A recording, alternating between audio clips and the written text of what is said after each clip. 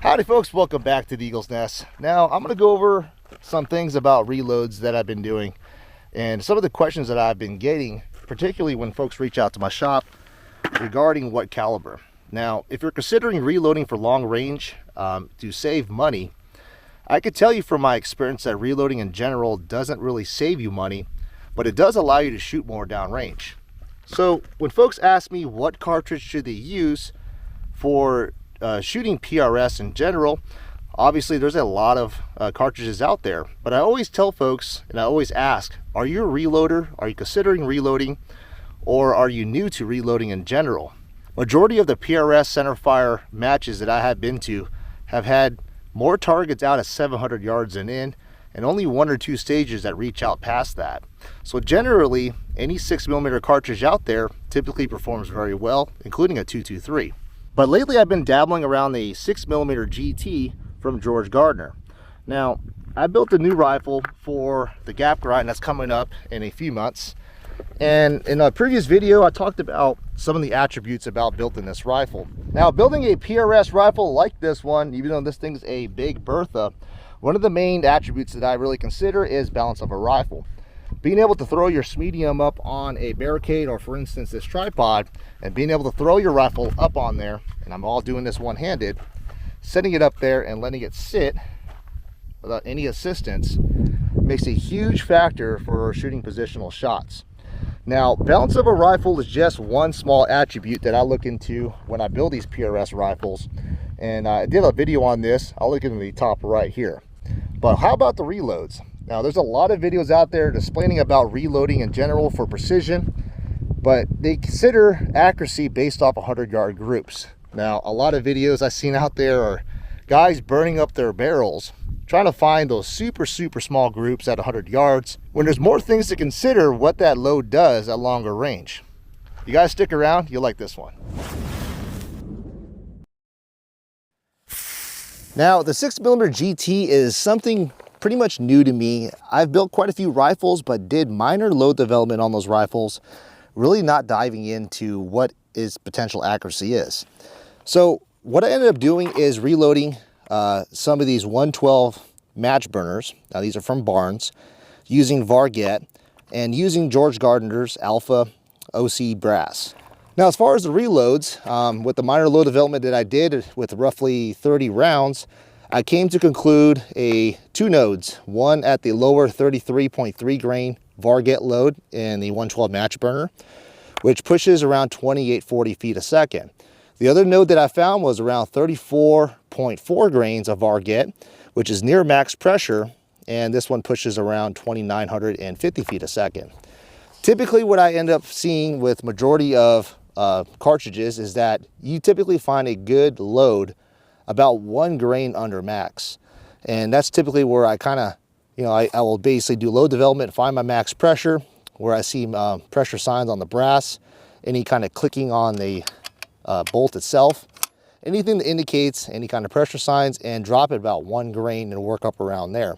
That keeps you in the safe zone. Realistically, you also want to consult a reloading manual, but typically reloading manuals are conservative, obviously for liability reasons.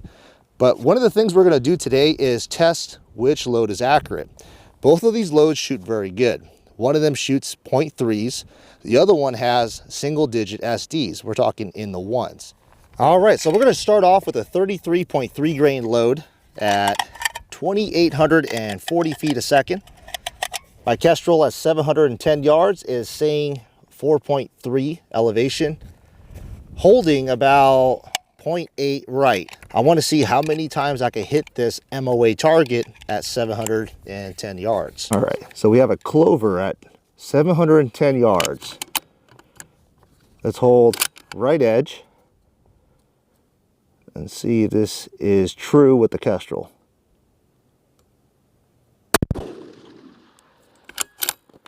Okay, it is definitely 0.8, so let's hold 0.8 right.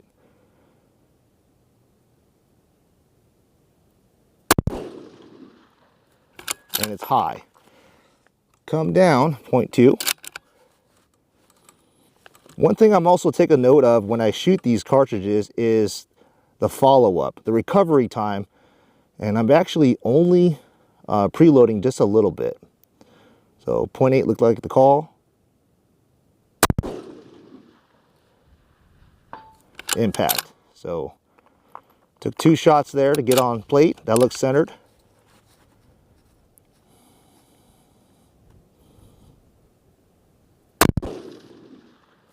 High. Let's see if it goes high again.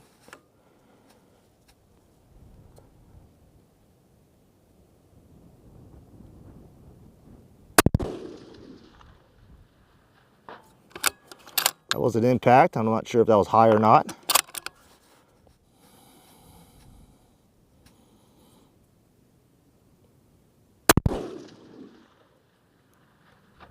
And it looked like I skimmed it actually off the left edge.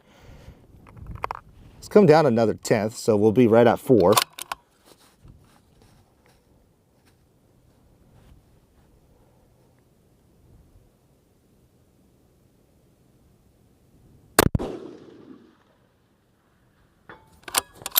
Okay, last one.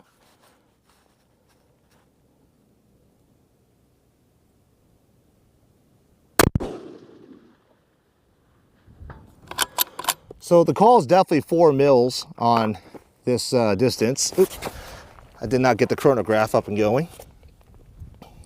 Let's just send a few downrange just to get some numbers here.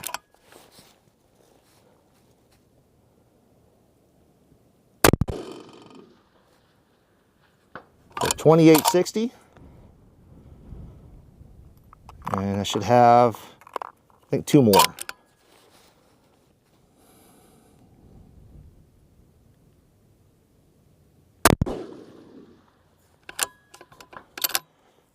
.2858, and that's it. All right, so let the barrel cool down. You can see the recovery time when I actually started doing some recoil mitigation, pushing a little preload on it, and it was very easy to follow up, trace that shot, and it seems to be very consistent at this distance. 2858, very respectable. 4 mils elevation. That's pretty good. So one of the things that I'm going to do is go into my Kestrel here. Now, I did use the True Ballistics chronograph to kind of get me the BC number. We're going to go ahead and adjust this to see the match our dope at 710 yards. What's up, folks? Real quick, I'm going to quickly interject in this point of the video because I'm starting to get in some territory with one of these.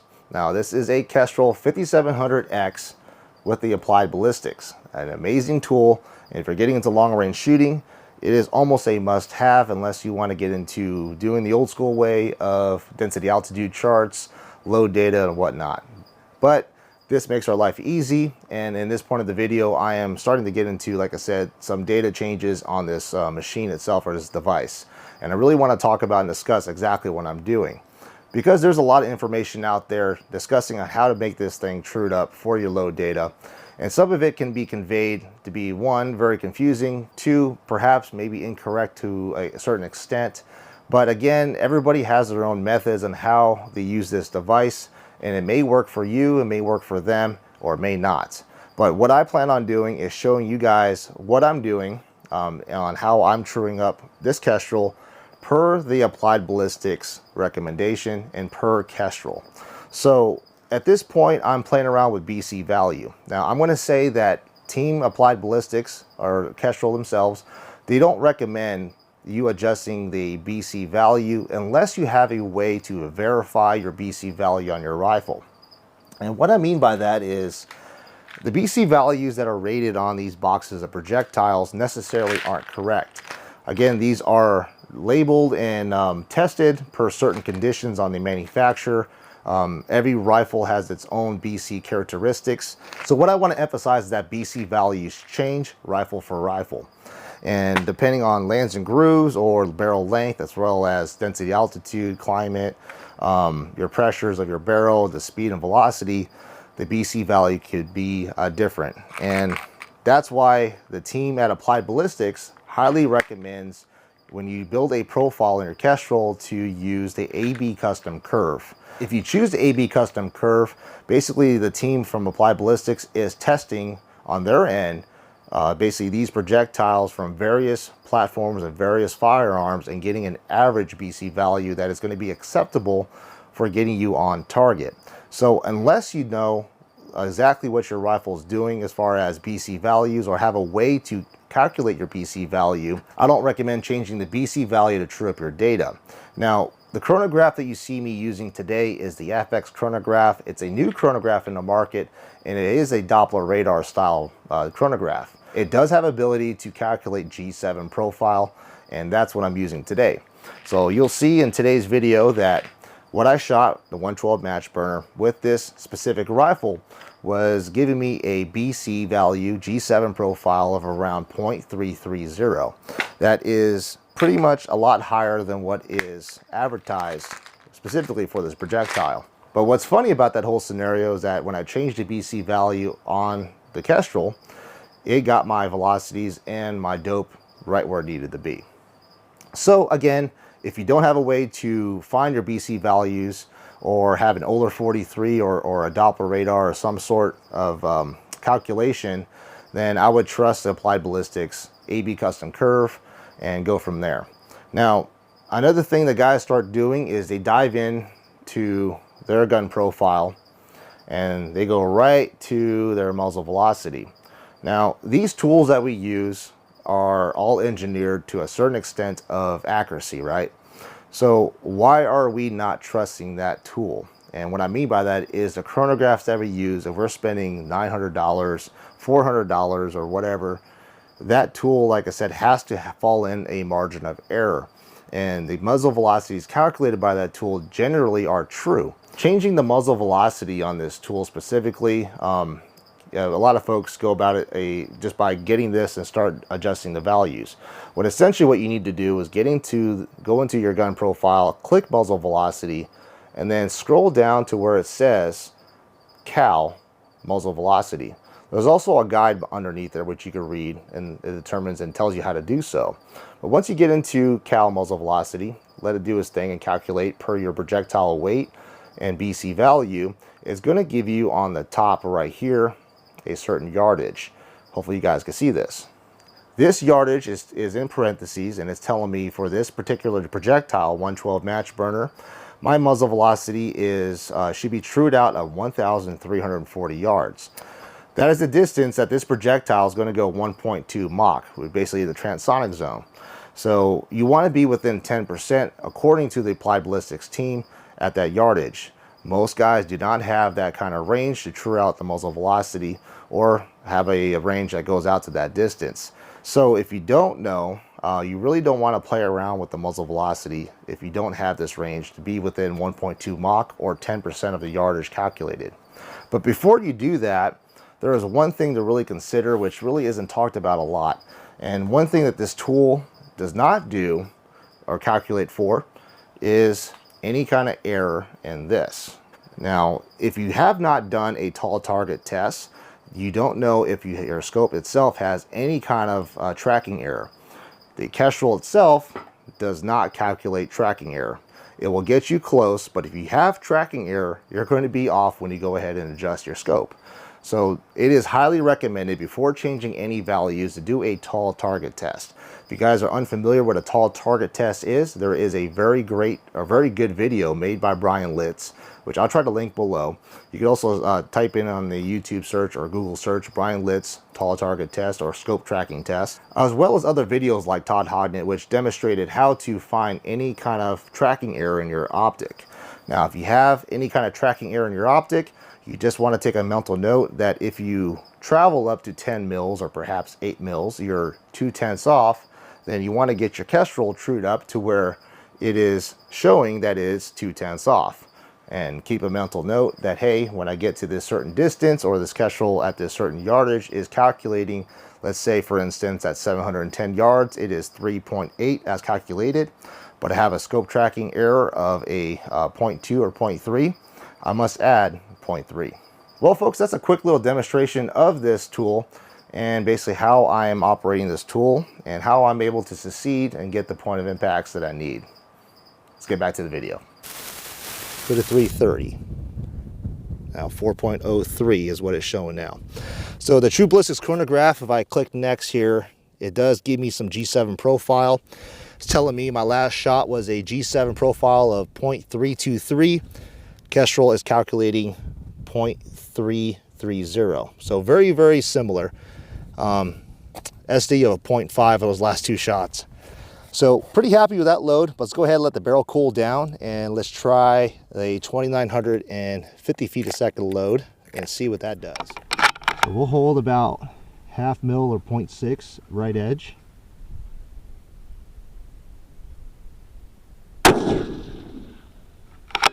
That seems to be over. Let's come down 0.2 to 3.5.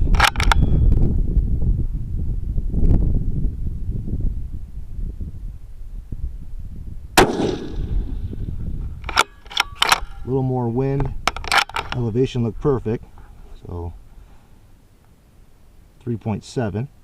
Let's hold about 0.8 just like the last one. Impact. Right edge. The two shots also 0.8,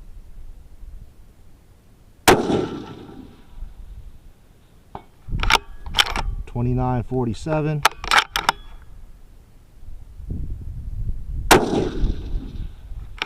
that fell off the bottom left there.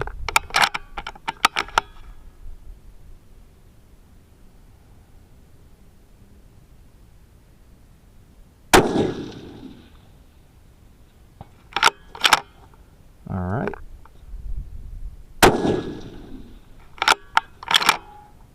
Slipped off the left.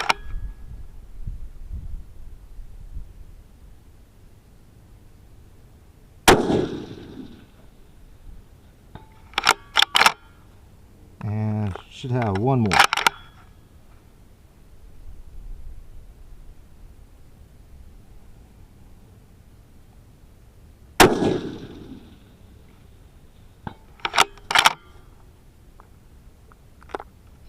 Oh, one more.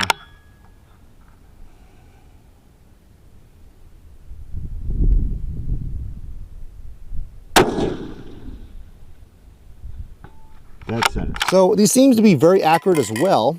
The impulse on the Varget is very, very smooth, very sharp. The recovery time on both loads is extremely light. We're going to visit that when I shoot off a tripod. But what I'm seeing on this load particularly is I'm having some shots drop off the bottom left. Now, I could tell just by the way I'm shooting, and obviously the trigger cam is going to show that as well, but they seem to be, I'm holding true on the plate, but having those rounds fall off plate is telling me that some of these projectiles are hitting that limit of having ballistic coefficient deviation, meaning that some of these projectiles are falling short of a BC value. So we're going to verify that hopefully with the True Ballistics chronograph here and see what that says. It is showing a BC value of a 0.313, an average of 0.296. So the standard deviation for this load was 8.6 and had a average velocity of 2940 with a high velocity of 2953. So it's still a very good load, but I'm noticing some of these shots drop off, and that's telling me the other load, which is softer, also slower, is shooting a little bit tighter at this longer distance, holding its accuracy cone. But we're going to retry this off a tripod. Let's see, putting some shooter error involved, shooting a positional shot off a tripod at this distance, see which one holds up better. So we have a 1 MOA target at 336 yards, 3-inch plate, and at 700 we got the 8-inch clover that we have out there. So Dope's calling for 1 mil. I'm going to put 0.9 and 3.5 for 700. Let's go ahead and give this a try. Let's look at the, what do you call it, the recovery time is what we're looking into. Find my target here. Should be right about here. There she is. 0.9's in.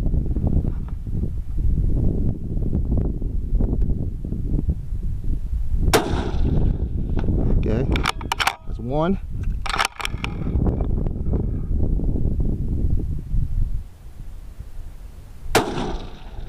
Ooh, just off the left. Okay, let's go to 3.5 here for 710 yards. Hold 0.8.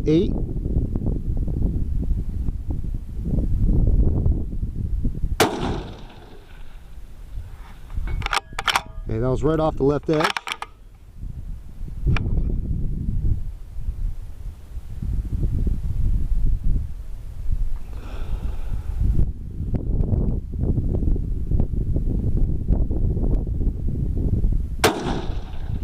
Oh, right off the right. Now I know that for sure was me. I'm getting blown around in the wind a little bit.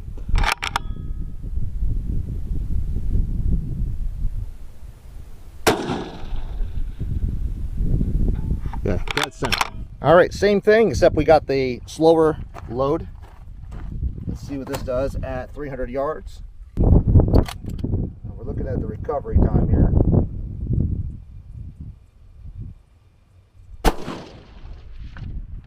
That was a miss.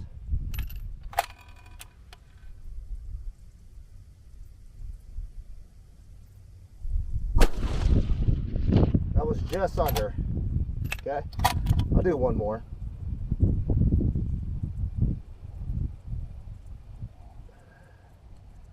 Come up a 10th here.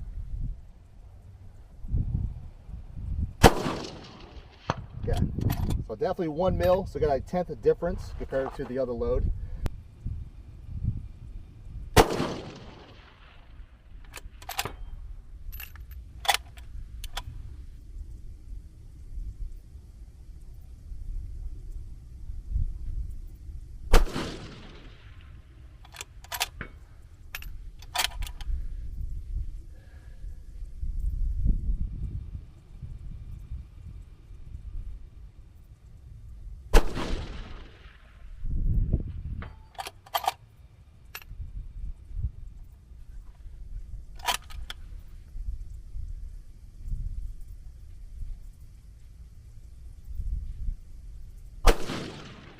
Oh, I just pulled that right a little bit, but nevertheless, still very accurate. And the 6GT in this setup, and particularly this Varget load, very happy with the way it's performing.